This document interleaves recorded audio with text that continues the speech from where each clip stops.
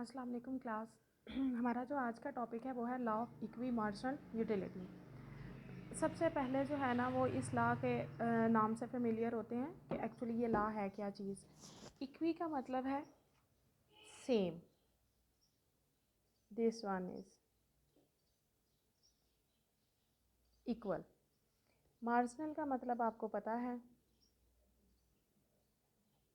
Change है total utility में, ठीक है। और यूटिलिटी आपको पता है कि किस चीज़ को कहते हैं, यानी कि कोई भी ऐसी चीज़ जिसको हम यूज़ कर रहे हैं और उससे टोटल यूटिलिटी डिराइव कर रहे हैं और उसमें जितनी भी चेंज आ रही है उसे मार्जिनल यूटिलिटी कहते हैं। और कोई भी ऐसी चीज़ जिसकी वजह से हमारी जो भी नीड या वांट सेटिस्फाइड हो रही हैं उसे हम जो है ना वो यूटिलिटी कहते हैं। नेक्स्ट जो हमारे पास टॉपिक है वो है आपकी बुक के अकॉर्डिंग के different names of this law. इस लॉ के डिफरेंट नेम कौन कौन से हो सकते हैं। The first one is the law of equi marginal utility, that is also known as the heading of this topic. And the second word is law of substitution.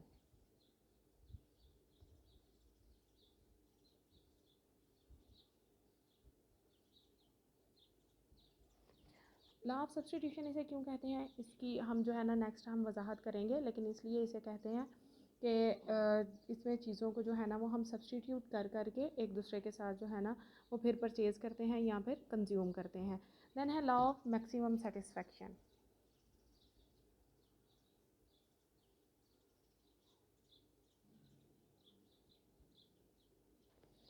Law of maximum satisfaction इसलिए कहते हैं कि इसका law का basic purpose ही ये है कि हम यहाँ से जो यूटिलिटी डिराइव कर रहे हैं वो मैक्सिमम लेवल तक होनी चाहिए। देन है law of indifference.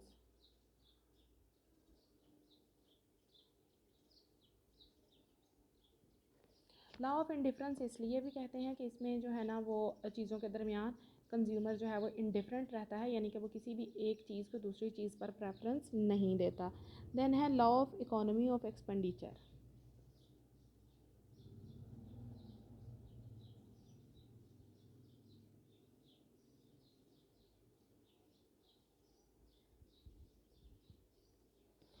Economy of expenditures इस लिहाज से कि इसमें जो हम अखराजात करते हैं उनको हमने एक लेवल पर रखना होता है। स्टेटमेंट क्या है इस लॉ की, इसके बाद आपकी बुक के ऊपर ये गिवन है, तो आप जो है ना वो इस चीज़ को बुक से टैली करके या लेक्चर को बुक साथ रख के सुन सकते हैं। स्टेटमेंट है आपके लॉ की, a consumer is in equilibrium where the ratios between the marginal utility and prices of all commodities are exactly equal.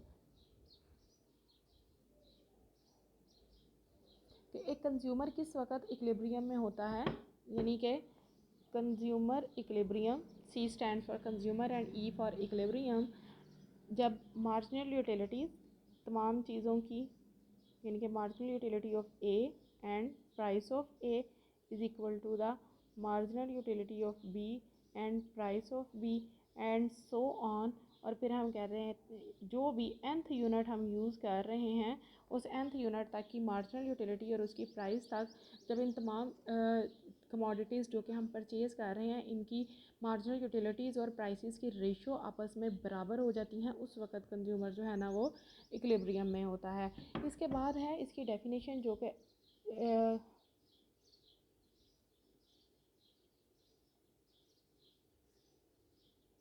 Professor martial ने पेश की थी।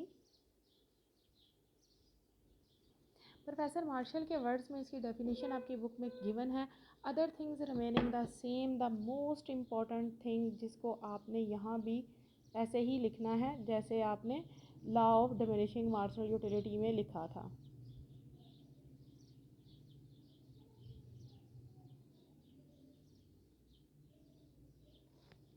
Other things remaining the same if a person has a thing which he can put to several uses, यानी कि किसी भी person के पास अगर कोई ऐसी चीज़ है जिसे वो मुख्तलिफ इस्तेमाल में लेके आ सकता है, और ऐसी किसी भी चीज़ का मतलब है यहाँ पर income, he will distribute it among those use in such a way that it has the same marginal utility in all।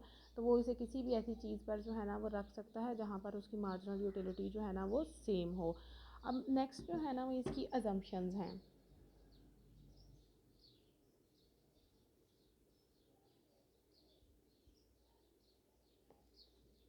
Assumptions क्या हैं? द पहली अजम्पशन है इसकी, consumer has a fixed amount to spend.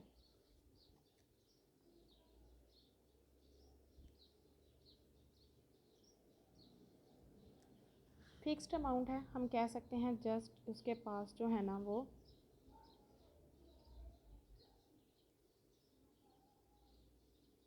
₹5 हैं spend करने के लिए, ठीक है। और फिर है this law is a two commodity model.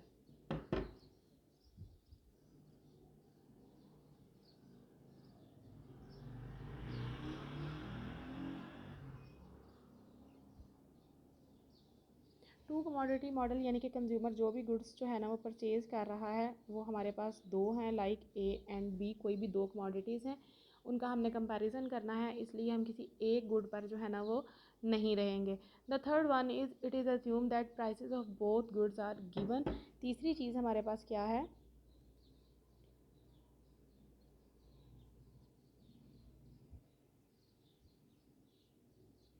जो भी हम कमोडिटीज़ यूज़ कर रहे हैं उसकी प्राइसेस जो हैं वो भी हमारे पास गिवन है, okay. And the fourth one is this law is based on the cardinal approach. आपको पता है कार्डिनल अप्रोच क्या होती है? जिसमें हम ये कहते हैं कि हम मार्जिनल यूटिलिटी को in terms of numeric measure कर सकते हैं, कार्डिनल अप्रोच है। And the fifth one is consumer is rational, यानी कि कंज्यूमर जो है ना वो अक्लमंद है, उसे पता है कि उसने अपनी इनकम को कैसे खर्च करना है ताकि उसकी जो यूटिलिटीज़ हैं वो मैक्सिमम हो सकें। And the sixth one is this law is based on the law of diminishing marginal utility, कि ये आपका लॉ जो है ना वो आपके प्रीवियस लॉ यानी कि डिमिनिशिंग मार्जिनल यूटिलिटी पर डिपेंड कर रहा है। मतलब ये कि यहाँ भी जब आप कमोडिटीज़ को यूज़ करेंगे तो उनकी मार्जिनल यूटिलिटी जो है ना वो डिक्रीज़ होना शुरू हो जाएगी। नेक्स्ट जो है ना वो आपके पास इसका टेबल गिवन है। टेबल में आपके पास यूनिट्स हैं, यूनिट्स आपके पास किस चीज़ के हैं? मनी के हैं, वो 5 हैं। यानी कि आपने ये जो अजम्पशंस इसकी पढ़ी हैं, अजम्पशंस में भी हमने यही पढ़ा है कि हमारे पास फिक्स्ड अमाउंट है खर्च करने के लिए जो कि 5 यूनिट है। Then marginal utility of a commodity given है, अजम्पशन में हमने पढ़ा था ये टू कमोडिटी मॉडल है। तो ए की जो कमोडिटीज़ गिवन है that is marginal utilities given है दैट इज़ 30, 25, 20, 15 एंड 10। फिर हमारे पास मार्जिनल यूटिलिटी बी की जो है ना वो गिवन है दैट इज़ 25, 20, 15, 10 एंड 5।